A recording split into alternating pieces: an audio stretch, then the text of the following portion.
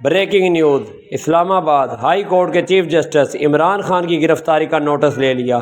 مزید نوٹس لیتے ہوئے انہوں نے عدالت کے احاطے میں ہونے والی توڑ پھوڑ سیکرٹری داخلہ اور اٹارنی جنرل کو 15 منٹ میں طلب کر لیا اور کہا کہ فوری طور پر بتائیں کہ کارروائی کس کے کہنے پر کی گئی۔ عدالت نے ریمارکس دیتے ہوئے بتایا کہ اگر کارروائی کرنی پڑی تو وزیر اعظم اور وزراء کے خلاف بھی کرنی پڑے گی۔ اسلام آباد میدان جنگ بن گیا۔ پولیس کے مقابلے میں عمران خان کے جیالے جو ہیں وہ آمنے سامنے ہو گئے۔ شیلنگ بہت زیادہ ہو رہی ہے اور ملک کے دیگر بیشتر علاقوں میں جو عمران خان سے پیار کرنے والے ہیں، عمران خان کے جیالے ہیں، وہ سڑکوں پر نکل آئے ہیں اور پورے پنجاب میں دفعہ 144 نافذ ہو چکی ہے۔ مزید کارکنوں کا کہنا ہے کہ جب تک ہمارا لیڈر عمران خان کو رہا نہیں کیا جاتا اس وقت تک ہم احتجاج جاری رکھیں گے، پورے ملک کو جو ہے وہ ہم بند کر دیں گے۔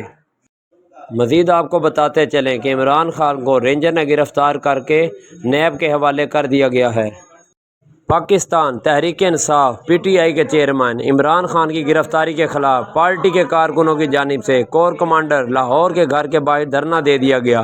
سوشل میڈیا پر ایسی ویڈیوز بھی سامنے آئی ہیں جن میں کچھ لوگوں کو مبینہ طور پر کور کمانڈر لاہور کے گھر میں گھس کر توڑ پھوڑ کرتے ہوئے دیکھا جا سکتا ہے۔ سوشل میڈیا پر ویڈیو وائرل